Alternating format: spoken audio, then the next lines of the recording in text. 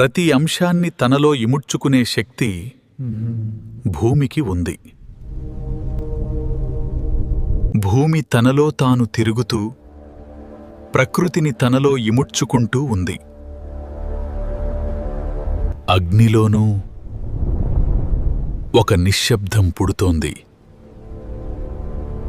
అగ్ని ఆవిరి నీరుగా మారి భూమిని తడిపింది.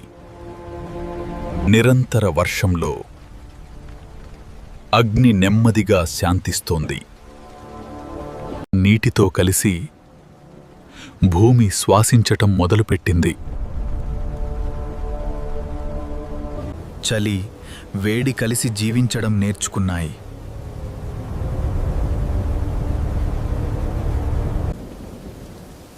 మంచు కరుగడం మొదలైంది. నీరు వ్యాపించడం మొదలైంది. భూమి తనను తాను బయటపెట్టడం మొదలుపెట్టింది. నీరు వ్యాపించడం మొదలైంది.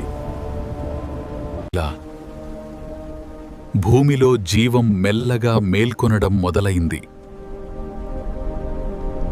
భూమి తన సమతుల్యతను చేరుకుంది. జీవం మెల్లగా విస్తరించడం మొదలైంది. ప్రపంచం జీవించడం మొదలుపెట్టింది. భూమి ఒక నిలయంగా మారింది. భూమి మారడం మొదలైంది. ఋతువులు జన్మించాయి.